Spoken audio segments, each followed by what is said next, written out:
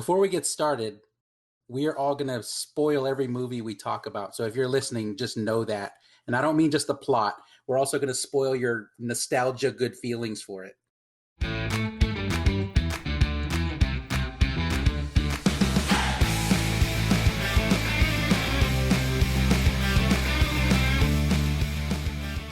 Welcome to Dude, You Haven't Seen That? Our movie discussion podcast. Today, my name is Uncle Nutsy, a.k.a. Brian Manning. I'm Bobby Robinson. I'm Alan Manning. I'm Chad. I'm Chicken Delirious. Yeah. Today, Uncle Nutsy's Funhouse is bringing you UHF. I haven't seen UHF. I haven't seen it either. Dude, you haven't seen UHF? Buckle up and get ready for a wild ride. We're about to fiddle with the lower knob on your Magnavox TV. Y'all don't get that. I don't get these references! Since you guys haven't seen it, let me sell you on it. A slacker and his buddy feel that their imaginations aren't valued, so they use a UHF station. A UHF station! Like a YouTube channel to clash with a network giant. So dumb. Throw in that VHS tape, Dad, Alan. What's a UHF, Dad?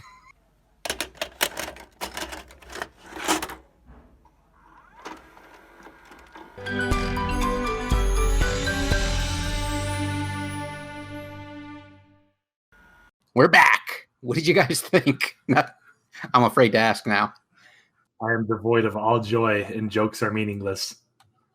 Yeah. Bobby accidentally watched The Killing of a Sacred Deer again. This movie, I actually had more joy at the end of The Sacred Deer. I was like, oh boy, guys, take a breath for jokes for a minute, huh? I imagine the audience that actually enjoyed this movie had nonstop laughter. They're actually dead now. That's why no one really likes UHF these days. Let me tell you, it was a laugh-a-minute riot when we were 15. I just imagine you guys pissing your pants, laughing so hard you couldn't even get up to use the bathroom. This movie. There's no such thing as pause, and I have to go to the bathroom. Bye, pants. It's like, you guys are like, it's fine, we're all wet. UHF is on. We'll rinse it off with the fire hose.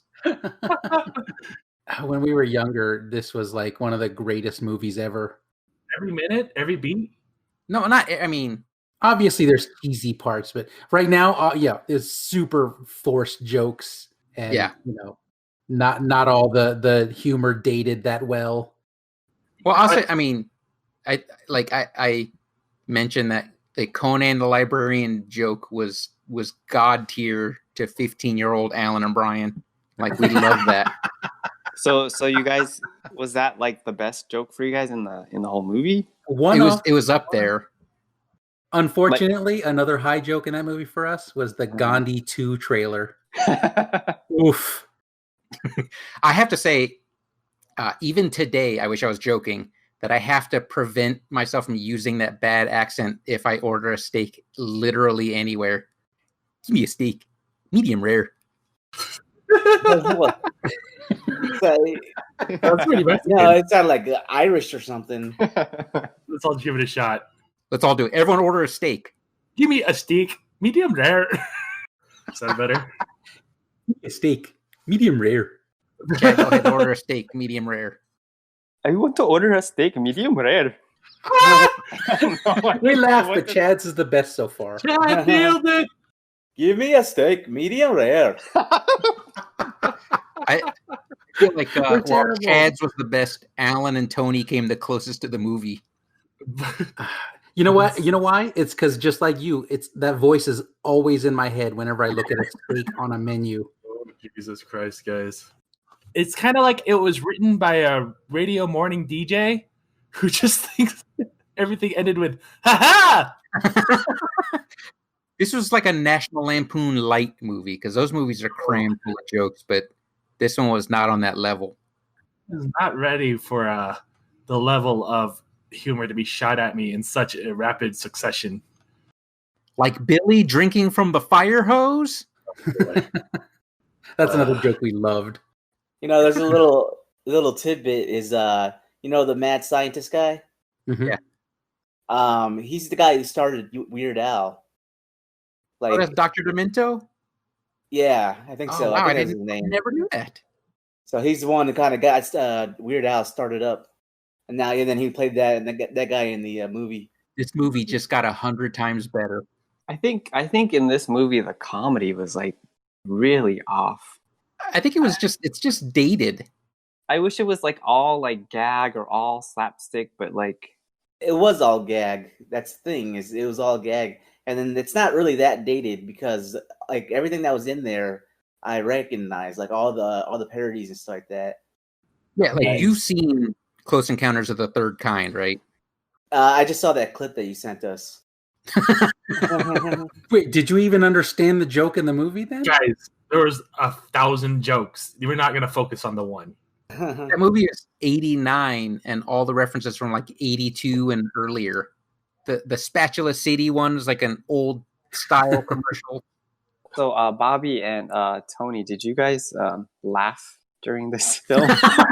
oh. That's a brilliant question. I didn't really even have like a chuckle. I mean, there was a couple like funny dad jokes that I thought, but other than that, it was like, this is Weird Al. This was America's Funny. Why am I not enjoying this? Am I the one that's dead inside? I just kept watching like maybe a little bit. There's not a lot of movies like parodies that I like Blazing Saddles is one of them. Parts of Airplane. Wait, only parts? Wait, yeah. Parts of Airplane or parody, or you only like Parts of Airplane? Only like Parts of Airplane, because there's some parts that are really funny. What Tony's saying is, as far as parody movies go, I only like the greatest one ever and parts of the second greatest one. There's no chance that UHF is going to win Tony over. The only thing that I thought that was, I didn't think it was funny. I just thought it was more. It's when the guy, the pet guy. Oh, Raul. The badgers? God, I cringed watching that whole thing when he's. Okay, I'm sorry. Go ahead, Tony. He shows like his turtle, and then he licks. Oh, these guys are like good suction cups. And he licks the bottom of the turtle and throws it to the ceiling. See, it sticks. I mean, that's the only thing that I thought was interesting. It wasn't like laugh out loud. This animal cruelty sure is interesting. I super cringed watching him throw poodles out the window. I was like, why did I laugh at this? Okay, so Weird Al, right? Famous for his music parodies. Only one music parody entered this movie. Because this movie isn't about his music parody. This movie is the TV network equivalent of his music career. It's like the parodies were his TV shows and commercials. Yeah, like when they were doing the schedule on the board, it's like, ha! Leave it to Bigfoot! Ha ha! So funny. I can imagine the theme song for it. See, that's what I wanted. I wanted more accordion playing this in. I was hoping for it, actually. I was like, God damn it, pick up your squeeze box. There's zero accordion in that, isn't it? Like, there's even a song on the soundtrack of a whole accordion rock covers. I'm like, these are fucking good. Why isn't this not in the movie? This is your wheelhouse, Weird Al. You guys are like all of the fuddy-duddies that are looking down on George Newman. This movie is how I pictured our current trajectory. Like someday someone will appreciate our imaginations. But not with your attitudes. Did he reference George Newman? Yeah, that's Weird Al's name in the movie. Oh, I'm sorry. I thought I was thinking Newman's Own. I don't know why. Paul Newman? Paul Newman? The dressing guy? Newman's Own. Anyway, sorry about that. Anyways, what do you guys think of Stanley Spadowski, played by Michael Richards from Before the Incident? He came from a time when racism was okay? We saw Geddy Watanabe's Cooney character, and we're just like, well, we're doing this. No, let me tell you, as far as offensive Asian stereotypes that Geddy Watanabe has taken, that one's in the middle, like solidly. Yeah. What's the most acceptable? This was miles away from Long Duck Dong. But the whole movie is jokes without setups. That's the thing that got me the most. It's like they're all punchlines with zero setups. So there's like funny noises, funny action. And I'm like, there was no lead up to this. I didn't really have to laugh because now we're just like, we're stuck hanging out in the air and you're just throwing punchlines like you're Vegeta. There's a no punchline, no setup. How's it feel, guys? How's it feel? Did you enjoy it? Bobby, I think you're hungry. You're not yourself when you're hungry. Have a Twinkie wiener sandwich. Literally just set up to be like, I'm Weird Al. That's all he's saying. I feel like it's a cry for help more than a joke. If he showed up and wasn't Weird Al, I'd be like, this movie felt weird. And not in a good weird. Not a Weird Al weird. I got to tell you, this movie made me realize I didn't like Weird Al. I'm devastated. Because America's accordion, Bob. That's what I was like. I kind of like Weird Al. I like the parodies. I watched this movie. I was like, oh yeah, I don't like Weird Al.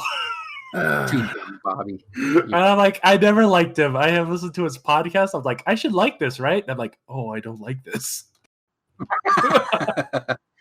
We're talking about Stanley Spadowski again, though, because he's talking about Stanley Spadowski.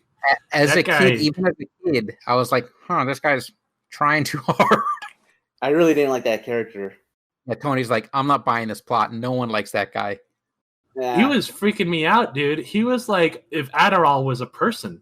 He was just moving so spastically, and then he was even in like scenes where he was like just like sitting in the background. He was like constantly rubbing his head like he was coked out. I was like, kind of concerned for Michael Richards. He was like over the top. He kept it 100 though. He was making Weird Al look like just Al.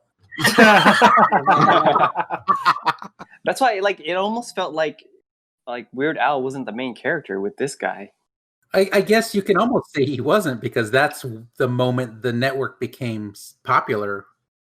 Right? Was when Stanley Spadowski's Clubhouse started. It was almost the Stanley arc. Oh, dude, the villain, R.J. Fletcher. His bad guy faces were so exaggerated and good. I loved it. That guy probably gets hate mail for real still. Just one from Brian every week. I can't believe you tried to shut down 62. I addressed it to RJ Fletcher still. Tried to shut down U62. Bobby, hold on. Do you understand what UHF means? No, not at all. Okay, back in the day when televisions had 2 dials on them, 2 spinny, clicky dials, the bottom dial, I guess it's like the AM radio equivalent of TV network signal. That lower dial was for the non-network stuff, usually local stations. And that's the station he had. It was like a little local network. Wow. Oh, I think I remember that. It's sad. Not because they don't know, but because we're too old. That's why it's sad. What's funny is like, because I love that movie as a kid, and never once did I realize that I would have to explain the concept of what it is to anyone. I mean, it's pretty self-explanatory. No, it's not. It's not. It's really not. It's just the dudes trying to like, because he gives that whole spiel about needing imagination and stuff like that. So that's where all the extra stuff comes from. I meant the technology. I meant I would never have to explain the technology. Oh. Which is weird to call something that old technology. Yeah. Oh, gross. Yeah, these 2 squares don't know what's up. UHF is hot. Nah. It's hotter than Spatula City. Nah. Hotter than Spatula City. Speaking of, like, we have a soundtrack on heavy rotation, and the full Spatula City and Gandhi 2 ads were on that soundtrack. Man, he really doubled down on that bit, didn't he? Spatula City. He was like, he's like, the joke is they only sell spatulas. And 20 minutes later, get it? They only sell spatulas. It's a minute long, Bob. It was 20 minutes of them insisting like it's not supposed to sell spatulas. It's the store that's only sells spatulas. We get it. I'm spitting in Weird Al's face right now. I'm Billy. Billy's my spirit animal. For me, the funniest parts were like the really cheap short jokes. Like, take that ridiculous thing off, and instead of that. When we said the librarians are one of our favorite jokes, that mustache bit was like our top joke. Yes. I like the one where it's a blind guy solving a Rubik's Cube, but asking the guy next to him if it's right. Is that it? No. Just twist it once. Is that it? No clue as to what direction to go. Just nope.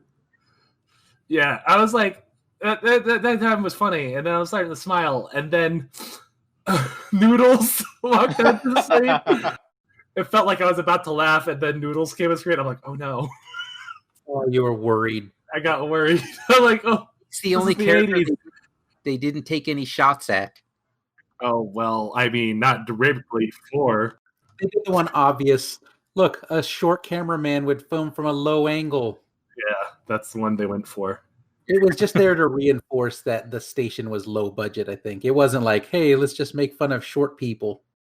It was. I think that was just a cheap joke. It's joke a minute. They're paying by the pound. Yeah. Alan's assuming that like short people get paid less. They're at least half off. Oh yeah. You guys are taking more shots at Noodles than Weird Al did. I know. They wanted to hire a real cameraman, but they came up short. Anyway. I'm not saying these with a smile on my face. I'm completely unhappy. So hateful. How about that muscle suit, though? That one still looks Rambo good. muscle Well, suit. and they go into his dreams that are supposed to be like these funny bits, but are just long, not so funny bits. This is a different movie watching it now. How forced and cheesy everything is, and now I'm like looking in the mirror going, oh no, my sense of comedy came from this. I'm not funny. A bunch of animal noises in a jungle that don't make sense. When he used the whip and knocked that guy's arm off, 15-year-old Brian was laughing. 45-year-old Brian was like, I was trying too hard. First of all, do you guys even understand that was from Raiders of the Lost Ark? Oh my god. Can we not do this every single joke in this movie? For the last 30 minutes of this, Brian and I are just going to be like, 15-year-old me was cracking up. I don't trust anything 15-year-old me liked.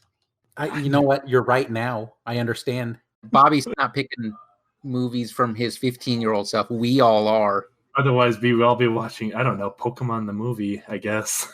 You guys weren't excited about last week.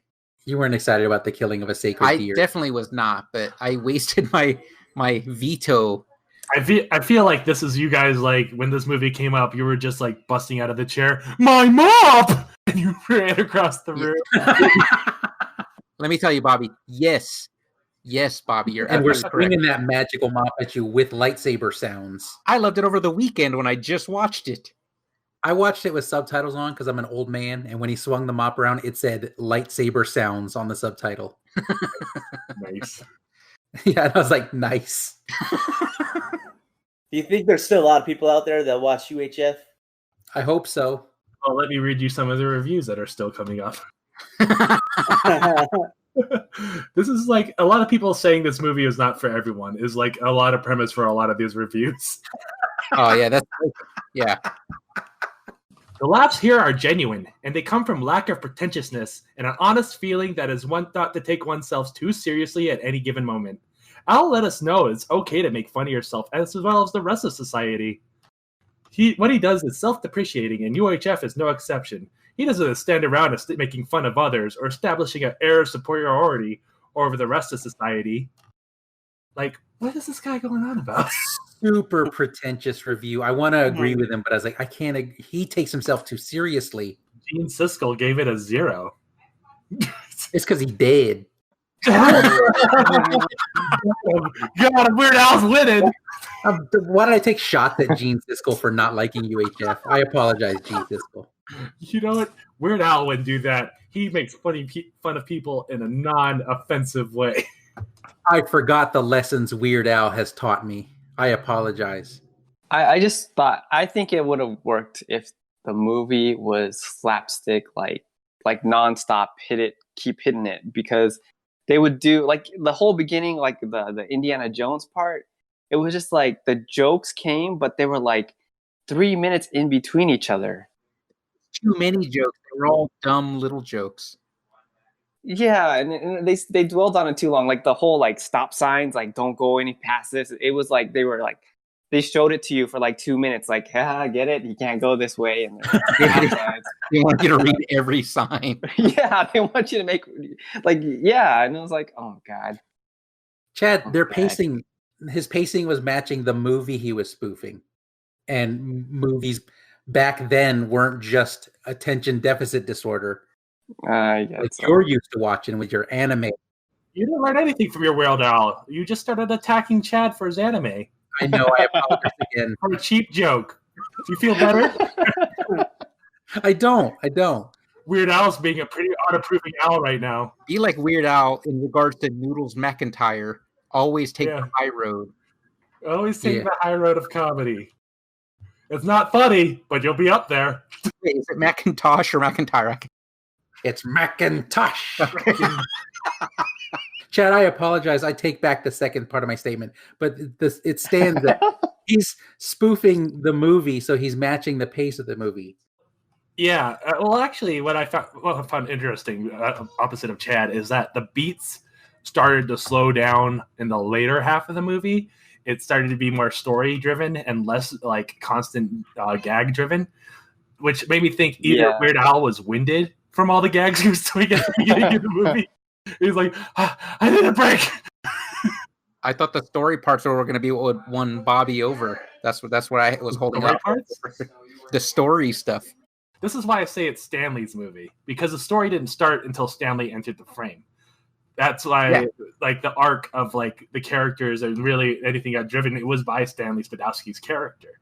So like George Newman just kind of happened around him. I wonder if that was deliberate. Like the writers were like, if we want the viewers to come in, we need to show them Weird Al being Weird Al, and then slowly introduce the characters and then drive the story towards the characters. Yeah, I think that's what they were trying to do. I think they were trying to like. He was in one of the opening scenes in the network when he got fired. Oh yeah. Well, that's what made you care about Stanley, though, because he gets fired for something so petty. So you're like, poor guy. And then when he gets hired, like the story really takes off. It starts to follow Stanley around and how he gets like how it relates to George's. It's like that's where it starts to become more pertinent. He's the reason the station is as popular as it is. It's not like it didn't just happen at the end. No, yeah, it's happened because of Stanley. So that's like the whole reason is like this is his comeuppance. So like this is his. But Stanley wouldn't have happened if George Newman wasn't the nice guy he was. Well, George Newman would have found Stanley if Stanley wasn't fired. So is this a fault of the movie that it's about Stanley? I'm not sure where you guys are going. I'm just saying it's Weird Al's movie, but it feels like it was like Michael Richards literally carried it in physical comedy and in story. I agree with that. I thought that was intentional. Yeah. What are we talking about? Are we arguing with this? You guys lost me like 5 minutes ago. You see, Tony, the boulder is from Raiders of the Lost Ark. Boulders turn the corner like that, so it's funny. And it chases him in front of a green screen so he could change scenery. They might still be blue screen back then. Oh. The scientist was an alien all along. That gag when the scientist electrocuted Weird Al and his hair stood up, and that was the whole point of that one scene. I was like, all right, movie, I'm done with you. My entrance into the movie was like, I want to enjoy this movie. Of course I want to enjoy this movie. I don't enter a movie thinking I'm going to hate it. I entered into Weird Al thinking like, we're going to do some Weird Al. We're going to create magic. So when he reached that point, my goodwill was exhausted. And the ending of this movie is so typical of these types of movies from the 80s, where it's like a steady buildup of bad things happening to the protagonist. At the very end is an avalanche of poetic justice, where all the good things happen to the good guy, all the bad things immediately happen to the bad guy. Right. The part where his girlfriend gets back together with him just because the station picked up doesn't make sense to me. I'm like, no, he's not a good guy all of a sudden. She's like, oh, he rich. I'm back. Yeah, that's all that beat made me think. I was like, he just likes him because he's popular now. Victoria Jackson, gold digger. Yeah. I'm being mean, Al, again. I apologize, Victoria Jackson. Terry Campbell, you gold digger. She just wanted him to find direction with his life, and when he did, she came back, got back with him, and now y'all are some network haters. He was neglectful to her and didn't even he abandoned her on her birthday. I like how you're applying today's standards that we all agree with to a movie from 1989 when we weren't in agreement with those standards yet. Where it's okay to throw beginner karate students out the window and then yell, "They are so stupid!" So stupid! 15-year-old me laughed. I half imagined like a floor above him, the guy from Breakfast at Tiffany's would stick his head out.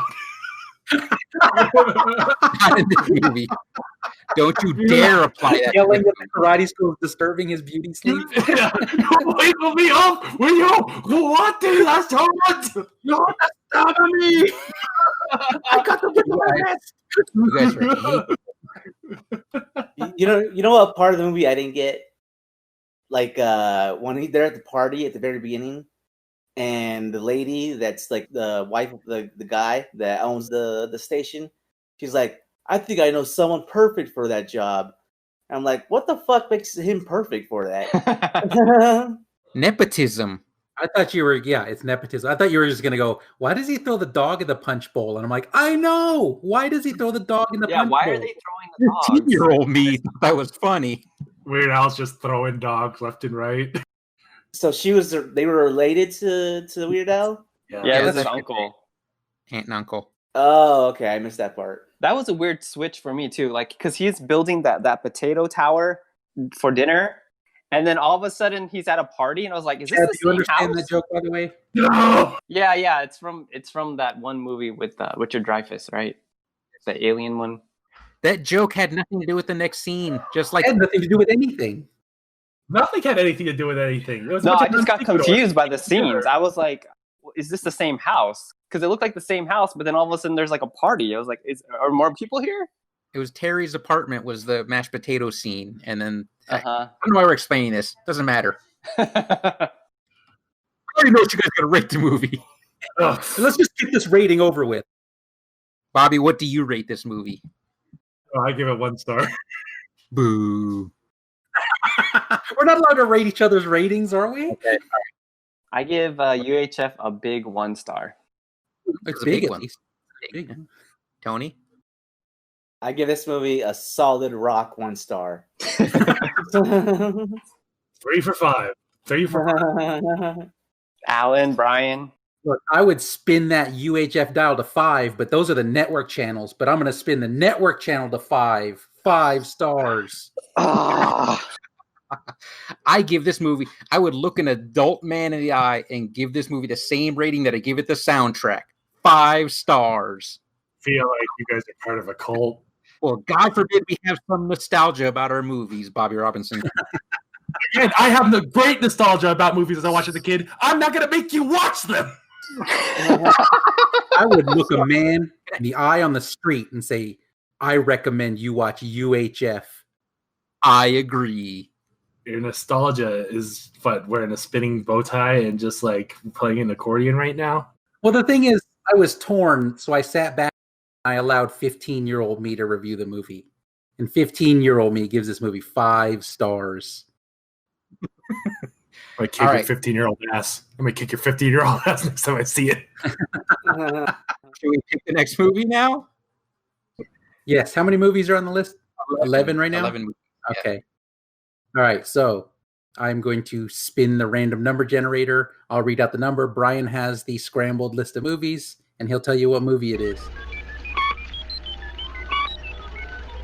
The number 4, Revenger. All right. Is this your movie, Tony? Yeah. What's Revenger about? It's about this island where they keep prisoners, and a new guy shows up, and he just kicks everyone's ass. You know what? Let's skip recording next week's episode. I give it 5 stars. Bobby? Wait, are we doing this right now? No. Bobby, what do you rate this movie? Based on the amazing description. What year was The Revenger made? I think 98, I think. 98. Okay, so it's safe. It says 2018. Is this a Korean movie, Revenger? Do we even know what this movie is? That's what I said. 2018. You said 1998. You said 98. Oh, sorry, 1998. Sorry, 2018. What is happening? So yeah, Alan and Brian no longer have a veto. Chad, Bobby, and Tony all have a veto power. Do any of you want to veto this movie? Nope. I think it's gonna be a great. UHF. It's gonna be a great palate cleanser. So I'm more. You think so, really? Yeah. I mean, I'm anticipating more disappointed Bobby. Like these movies are just crushing his soul week after week. 2018. It's an action, right? Tony, it's an action movie. Yeah. The Revenger, available on Netflix. So I think I'm going to enjoy it because it's not an 80s comedy. I'm done with comedy for the rest of my life. I don't want to hear another comedy. No one tell me a joke. I'm done with jokes. All right, let's do this. Dude, you just saw UHF. Ugh.